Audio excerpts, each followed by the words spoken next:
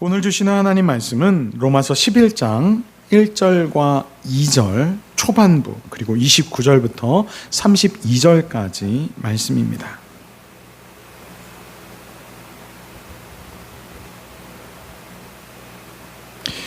로마서 11장 1절과 2절 초반부 그리고 29절부터 32절까지 우리 스크린을 보시면서 그리고 여러분 성경을 보시면서 신약 255쪽에 있는 말씀을 함께 읽겠습니다. 그러므로 내가 말하노니 하나님이 자기 백성을 버리셨느냐? 그럴 수 없느니라. 나도 이스라엘이니요 아브라함의 씨에서 난 자요 베냐민 지파라. 하나님이 그 미리 아신 자기 백성을 버리지 아니하셨나니 하나님의 은사와 부르심에는 후회하심이 없느니라. 너희가 전에는 하나님께 순종하지 아니하더니 이스라엘이 순종하지 아니하므로 이제 긍휼을 입었는지라. 이와 같이 이 사람들이 순종하지 아니하는 이는 너희에게 베푸시는 긍휼로 이제 그들도 긍휼을 얻게 하려 하심이라. 하나님이 모든 사람을 순종하지 아니하는 가운데 가두어 두심은 모든 사람에게 긍휼을 베풀려 하심이로다. 아멘. 이 시간 믿음의 고백을 함께 선포하면서 말씀을 시작하도록 하겠습니다. 함께 고백하겠습니다. 나는 성전인 나를 사랑하며 축복합니다. 나는 기적과 복의 주인공입니다. 아멘. 우리를 기적과 복의 주인공 삼으신 전능하신 주님, 그 주님을 만나는 예배, 그 주님 은혜 안에 사로잡히는 예배, 그래서 그 기적과 복을 충만히 누리는 복된 예배가 되기를 예수님의 이름으로 축원합니다. 여러분, 예전에는요 물건을 사려면 시장에 가야 했습니다. 장난감을 사려면 장난감을 파는 문구점에 가야 했고요. 반찬거리를 사야 하면 시장에 가야 했죠. 하다못해 마트라도 가야 물건을 살 수 있는 그런 때가 있었습니다. 그런데 요즘엔요 휴대폰만 있으면 어디서든 물건을 살 수 있습니다. 네, 휴대폰으로 인터넷을 통해서 반찬거리부터 시작해서 필요한 전자제품까지 다 휴대폰으로 살 수 있습니다. 사실 온라인 쇼핑도 처음에는 지금처럼 편하지 않았습니다. 물건이 많지도 않았을 뿐더러 물건을 배송받는 그 배송비도 다 일일이 부담해야 했죠. 그런데 지금은 이 무료 배송, 무료 반품 얼마나 편합니까? 예전에는요 물건 샀다가 물건이 마음에 안 들면 반품을 해야 했는데 물건을 살 때 택배비, 반품할 때 택배비, 이 택배비가 어떤 때는 물건값보다 더 많이 들 때도 있었기 때문에 내가 필요하지 않고 내가 생각했던 물건이 아니었어도 그냥 써야만 하던 시대가 있었습니다. 아까도 말씀드렸다시피 이제는 무료 배송, 무료 반품 너무 좋아졌죠. 그래서 언제든지 취소 버튼 한 번만 누르면 그냥 반품할 수가 있었습니다. 물건만 그런가요? 식당 예약을 해놓았다가도 사정이 생기면 예약을 취소합니다. 모임에 가입했다가도 그 모임에서 언제든지 탈퇴하기 버튼만 누르면 그 관계를 정리할 수 있습니다. 그런데 재미있는 것은 사람과 사람 사이에서도 그러한 관계에서도 이 취소 버튼이 존재한다라는 것입니다. 너 한 번만 더 그러면 나 이제 너 안 봐. 이번이 마지막이야. 한 번만 더 그래봐. 너랑 이제 끝이야. 이러면서 관계를 끝맺음하는 것이 어쩌면 참 쉬워진 시대 안에 살고 있습니다. 만약 하나님도 그러신다면 어떨까요?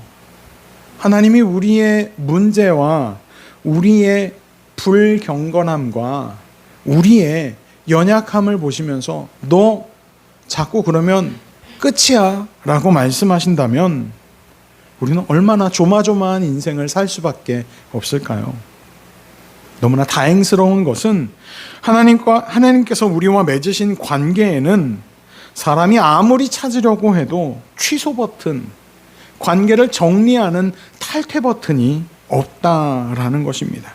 오늘 본문 말씀이 바로 우리에게 그것을 말씀해주고 있는데요. 하나님의 사랑과 하나님의 부르심에는 취소 버튼이 없다라는 것입니다. 우리가 하나님을 붙드는 것보다 먼저 하나님께서 우리를 붙드셨습니다. 우리가 하나님께 충성하는 것보다 먼저 하나님께서 우리에게 신실하셨습니다. 심지어 우리 편에서 취소 버튼을 눌러도 오래 참고 기다리시는 주님 편에서 결코 그 취소 버튼을 승인하지 않으신다라는 것입니다. 끝까지 붙잡고 끝까지 참아내십니다. 로마서 11장은 이스라엘의 구원의 문제를 다루면서 시작합니다. 이스라엘은 하나님 나라, 하나님의 백성이었습니다. 하나님께서 그들에게 율법을 주셨고 언약을 맺으셨으며 예배와 약속을 허락하셨습니다. 무엇보다 그들에게서 그리스도, 하나님의 아들이 나셨습니다. 그런데 그들은 정작 오랫동안 기다리던 이 메시아이셨던 그리스도 예수를 거부하고 심지어 십자가에 못 박았습니다. 그러니 자연스럽게 이런 질문을 할 수밖에 없습니다. 그렇다면 하나님께서 이스라엘을 버리시는 것 아닙니까? 하나님의 아들조차 십자가에 못 박아버린 이 이스라엘을 하나님이 버리시지 않겠습니까? 인간의 논리로 생각하면 충분히 그런 질문을 할 수 있습니다. 그 정도 배신했으면 이제 끝난 것 아니겠습니까? 라고 질문할 수 있습니다. 그런데 바울은 이러한 질문에 대해서 아주 강력하게 대답합니다. 그럴 수 없다. 우리 생각에는 이 정도로 배신하고 돌아섰으면 하나님도 포기하고 버리셔야 되는 것 아닙니까? 라고 질문할 수 있지만, 그렇게 생각할 수 있지만 하나님 편에서는 그럴 수 없다라는 것입니다. 여기서 바울이 사용한 그럴 수 없느니라 라고 말할 때의 이 헬라어 메게노이토라는 표현은 아닙니다, 땡, 틀렸습니다 정도의 대답이 아닙니다. 바울이 하나님에 대한 신학적 오류나 치명적인 오해에 대해서 잘못된 결론이다라고 반박할 때, 단호하게 그러한 오해를 차단할 때 아주 강력하게 사용하는 표현이 바로 메게노이토라는 표현입니다. 이런 거예요. 그런 거 아닌 것 같은데, 아니야, 그럴 리는 없는 것 같아 라는 그런 이것도 저것도 아닌 우유부단한 표현이 아니라, 하나님께서 자기 백성을 버리셨느냐라는 질문 앞에서 아니야, 절대로 그렇지 않아 라고 하면서 정말 성대가 터질 정도로 강력하게 부르짖어 부정하는 그런 표현이다라는 거예요. 결코 그럴 리가 없다라는 것입니다. 왜 그렇습니까? 하나님의 신실하심은 인간의 실패보다 더 크기 때문입니다. 바울은 그 증거로 자기의 삶을 예로 듭니다. 나도 이스라엘 사람입니다. 아브라함의 씨에서 났고 베냐민 지파입니다. 예수님을 십자가에 못 박았던 그 이스라엘 사람들 중에 나도 포함되어져 있습니다. 나는 심지어 베냐민 지파 사람입니다. 그런데 그런 자신이 어떻게 되었느냐라는 것입니다. 예수님을 믿는 사람이 되었고 오히려 이 복음을 이방인에게 전하는 사도가 되었다라고 자기 자신을 예로 들고 있습니다. 이것이 무엇을 의미합니까? 이스라엘의 실패가 하나님의 실패와 이어지지 않는다라는 것입니다. 즉, 이스라엘의 실패는 이스라엘의 실패일 뿐 하나님이 그 구원하시는 구원의 역사가 실패한 것은 아니다라는 것입니다. 인간이 하나님을 떠날 수는 있지만 하나님께서 자기 백성을 버리시거나 포기하거나 취소 버튼을 누르실 리는 없다라는 것입니다. 이 말씀은 오늘을 살아가고 있는 우리에게도 동일하게 적용됩니다. 우리도 하나님 앞에서 얼마나 자주 넘어집니까? 처음에는 이번에는 정말 잘 믿어야지. 내가 하나님 앞에서 온전하게 성실하게 거룩하게 삶을 살아야지. 기도도 열심히 하고 말씀도 최선을 다해 읽고 사람들에게 사랑을 베풀며 하나님 은혜 안에 거하는 믿음의 자녀로 날마다 살아가야지 마음 먹고 힘을 내지만 결론은 어떻습니까? 작심삼일, 우리에게 딱 맞는 말 아닙니까? 작심삼일은 다이어트 할 때만 나타나는 현상이 아닙니다. 신앙생활에서도 여전히 우리는 작심삼일입니다. 며칠 지나지 않아서 옛 모습이 나타납니다. 화가 치밀어 오르고 미워하고 불평하고 염려하고 하나님보다 세상이 훨씬 더 내게 복됩니다. 좋습니다. 그것이 진리처럼 여겨집니다. 그러다 보면 마음속에 이런 생각이 들 때가 있습니다. 하나님께서 나 같은 사람을 아직도 사랑하실까? 나는 과연 하나님 믿는 사람일까? 내가 구원받을 수 있을까? 하나님은 나를 천국 백성이라고 말씀은 하시지만 그게 사실일까? 이렇게 실패하고 맨날 넘어지고 이렇게 계속해서 하나님 앞에 불순종하는데 하나님도 이런 나를 포기하시지 않을까? 바로 그때 오늘 말씀이 우리에게 여전히 들려집니다. 그럴 수 없느니라. 29절 말씀은 이렇게 선언합니다. 하나님의 은사와 부르심에는 후회하심이 없느니라. 하나님의 은사와 부르심에는 후회하심이 없느니라. 여기서 후회하심이 없다라는 말은 하나님께서 하신 일에 대해서 후회 따위는 하지 않으셨다라는 뜻이 아닙니다. 하나님이 어떤 일을 이루어 나오시고 이건 내가 좀 잘못했네 라고 생각하시는 분이 아니시다라는 것입니다. 하나님께서 한 번 주신 은혜와 부르심을 변덕스럽게 거두어 가시는 분이 아니시다라는 것입니다. 하나님의 은혜는 우리의 성적표를 보고 매일 갱신되는 계약이 아닙니다. 이렇게 해야만 반드시 이루어지고 이렇게 하지 않으면 언제든지 계약이 파기되는 그런 계약서가 아니다라는 것입니다. 오늘 잘했으니 우리를 사랑해 주실 것이고 오늘 내가 못했기 때문에 하나님 앞에 사랑받는 건 나에게 사치다 이런 게 아니다라는 것입니다. 하나님의 은혜는 우리의 변화무쌍한 감정이나 성취에 따라 변하는 것이 아니라 하나님의 신실하신 성품의 그 근거를 두고 있는 것입니다. 하나님의 은혜는 하나님의 성실하심, 우리의 변화는 그 갈대와 같은 마음의 근거가 아니라 하나님의 그 성실하신, 신실하신, 풍성하신, 변함없으신 그 성품에 하나님의 은혜가 근거하고 있다는 것입니다.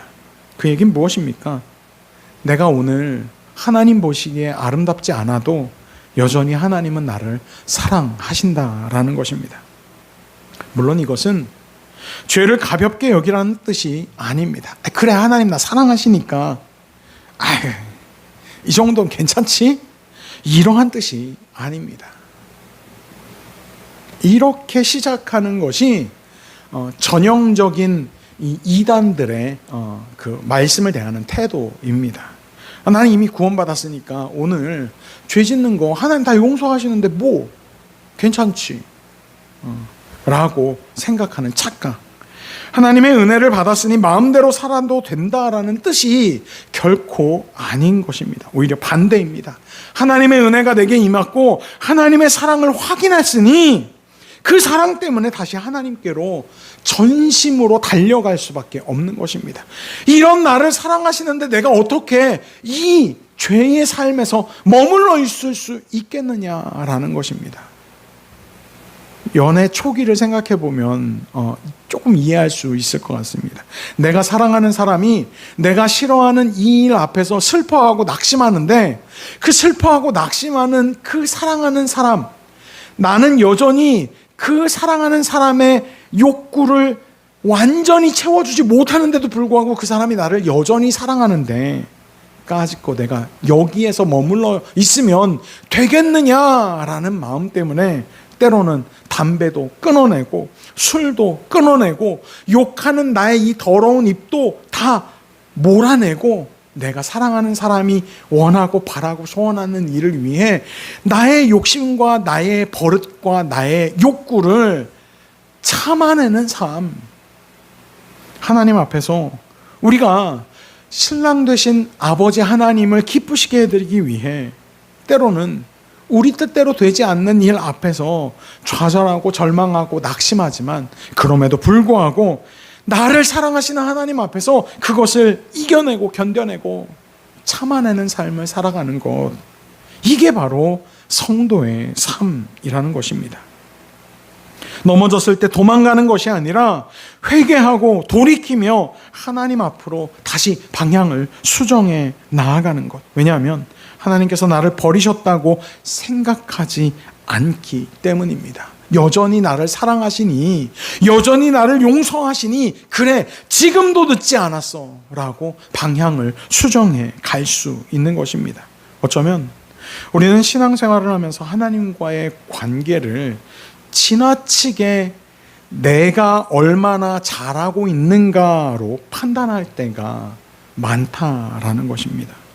기도를 많이 하면 하나님이 가까이 계신 것 같고, 기도가 잘 되지 않으면 하나님이 멀리 계신 것 같이 그렇게 여깁니다.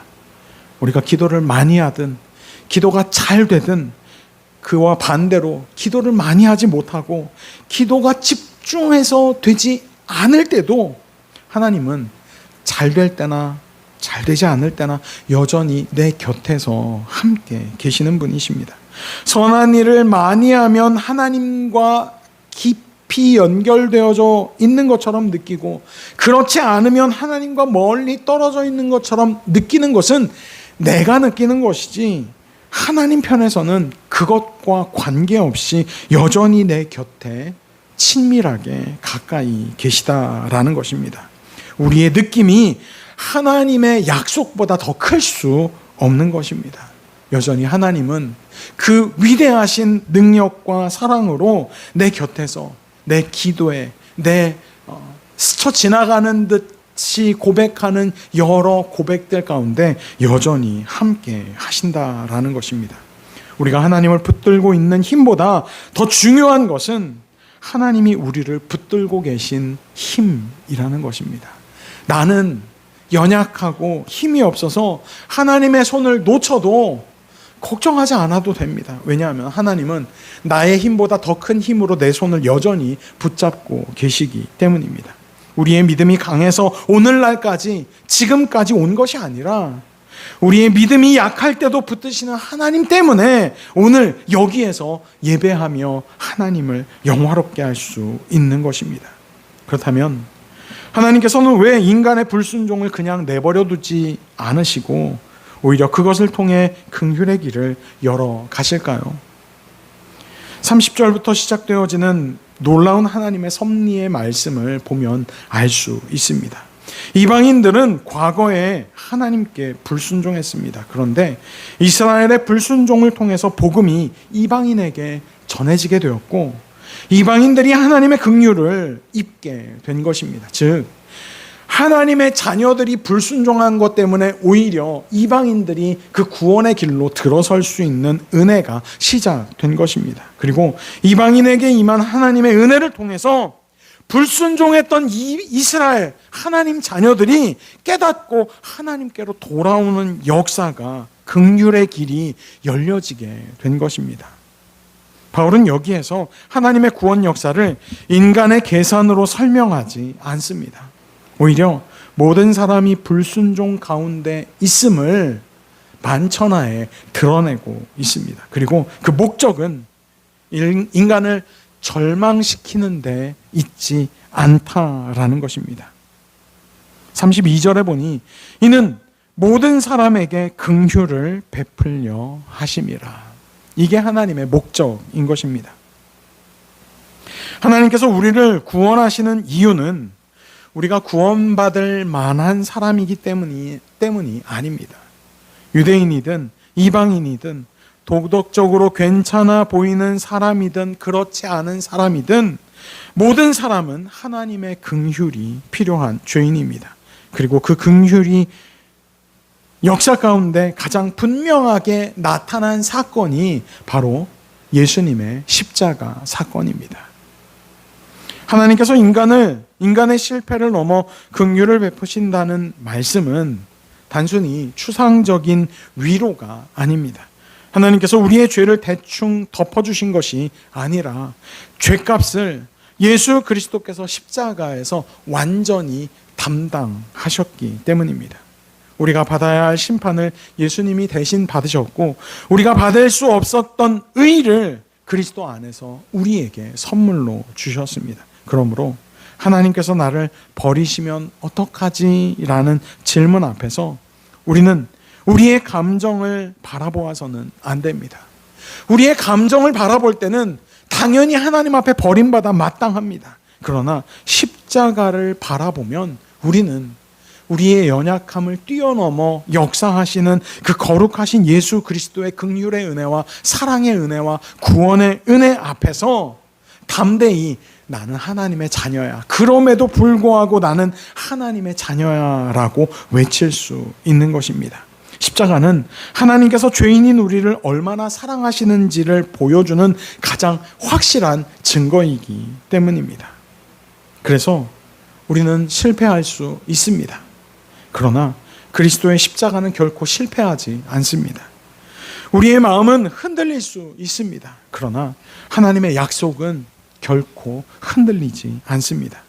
우리의 믿음은 약해질 수 있습니다. 그러나 우리를 붙드시는 그리스도의 그 구원의 손은 결코 흔들리거나 약해지지 않습니다.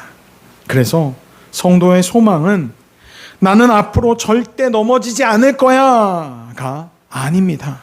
성도의 소망은 내가 넘어져도 다시 반드시 나를 일으켜 세우시는 예수 그리스도가 계시다라는 믿음 때문에 그 믿음을 붙잡고 하나님의 부르심의 소망을 붙잡고 일어서는 것입니다. 사랑하는 수원교회 성도 여러분, 세상에는 모든 것에 취소 버튼이 존재합니다. 주문도 취소하고 예약도 취소하고 사람과의 관계도 취소가 가능합니다. 심지어 하나님 은혜 안에 머물러 사는 우리도 때로는 하나님을 취소하고자 할 때가 있습니다. 그러나 하나님의 은혜는, 우리를 향한 하나님의 그 놀라운 사랑은 취소 버튼이 존재하지 않습니다. 우리가 하나님을 향해 등을 돌렸을 때도 하나님께서는 우리를 향해 등을 돌리지 않으십니다. 우리가 믿음이 약해졌을 때도 우리를 향한 하나님의 신실하심은 결코 약해지지 않으십니다. 우리가 실패했을 때에도 십자가의 은혜는 결코 실패하지 않습니다. 그러므로 오늘 다시 하나님 앞에 돌아가시기 바랍니다. 내가 너무 늦었습니다 라고 고백하지 말고, 나는 너무 많이 실패했습니다 라고 낙심하지 말고, 하나님께서 나를 실망하셨을 것이다 라고 혼자 착각하지 말고, 단정짓지 말고 하나님 앞으로 돌아갑시다. 우리의 죄를 가볍게 여기지 않으며 그럼에도 불구하고 죄인된 나를 주님 앞에 고백하고 회개하며 나아갈 때 우리를 기다리고 계신 분은 정죄만 하시는 하나님이 아니라 예수 그리스도 안에 우리를 용서하시고 다시 세우시는 하나님이시다라는 사실을 기억하시기 바랍니다. 그리고 우리도 그 긍휼을 받은 사람답게 살아가야 합니다. 나에게 잘못한 사람을 보면서 저 사람은 이미 끝났어, 저 사람과 나의 관계는 이제 정리할 거야 라고 쉽게 말하지 말아야 합니다. 하나님께서 나를 포기하지 않으셨던 것처럼 나도 다른 사람을 쉽게 포기해서는 안 됩니다. 내가 긍휼로 구원받았다면 다른 사람에게도 긍휼을 흘려보내야 합니다. 내가 용서받은 사람이기에 용서하고, 내가 받아들여진 사람이기에 품어주며, 내가 은혜로 다시 일어선 사람이기에 넘어져 있던 사람에게 손을 내밀어야 합니다. 오늘도 우리의 신앙을 지탱하는 것은 우리의 완벽함이 아닙니다. 우리를 끝까지 붙드신 하나님의 신실하심, 그 신실하심 앞에 우리의 신앙을 굳게 세우는 것입니다. 그리고 그 신실하심의 가장 분명한 이름, 그것은 바로 예수 그리스도이십니다.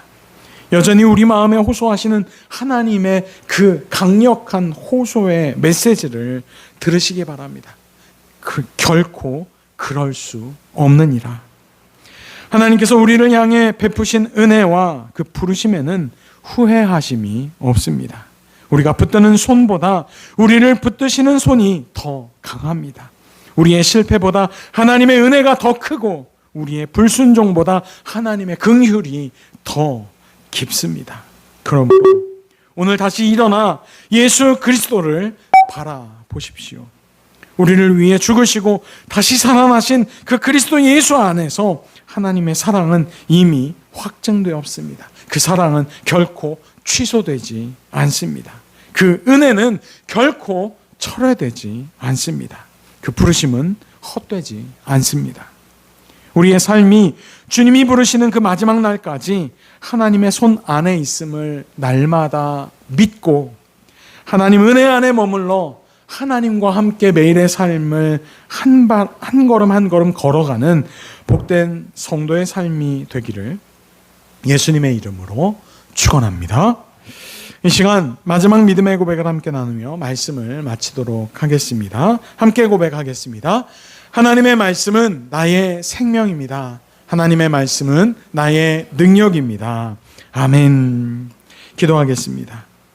거룩하신 하나님, 변함없이 우리에게 사랑이신 하나님, 오늘도 여전히 우리를 사랑으로 인도하시는 좋으신 하나님, 감사와 찬양을 올려드립니다.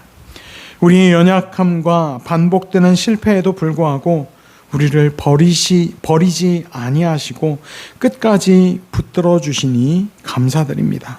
우리는 때로 우리의 부족함을 바라보며 하나님께서 우리를 포기하셨다고 생각했지만, 오늘 말씀을 통해서 하나님의 은사와 부르심에는 후회하심이 없음을 깨닫게 하시니 감사드립니다. 우리의 믿음보다 크신 하나님의 신실하심을 의지하게 하시고, 우리의 감정보다 하나님의 약속을 붙들게 하여 주시옵소서. 우리의 죄를 가볍게 여기지 않게 하시고, 넘어질 때마다 주님 앞에 정직하게 회개하며 다시금 우리의 방향을 하나님께로 돌이키는 믿음의 자녀 되게 하여 주시옵소서. 우리가 받을 심판을 대신 담당하신 예수 그리스도의 십자가를 바라보게 하시고, 그 십자가에서 나타난 그 하나님의 사랑을 날마다 깊이 경험하는 복의 주인공들이 되게 하여 주시옵소서. 주님, 우리에게 긍휼을 베풀어 주신 것처럼 우리도 다른 이들을 향하여 긍휼히 여기는 마음을 허락하여 주시옵소서. 쉽게 정죄하지 않게 하시고 쉽게 포기하지 않게 하시며 상처 입고 넘어져 있는 사람들에게 먼저 손을 내미는 믿음의 사람 되게 하여 주시옵소서. 우리의 가정과 교회와 일터를 통하여 하나님의 긍휼이 흘러가게 하여 주시옵소서. 그렇게 우리를 붙드시는 하나님의 손을 의지하며 예수 그리스도를 바라보며 다시 일어나는 소망의 사람들이 되게 하실 것을 믿사옵고 예수 그리스도의 이름으로 기도하옵나이다. 아멘.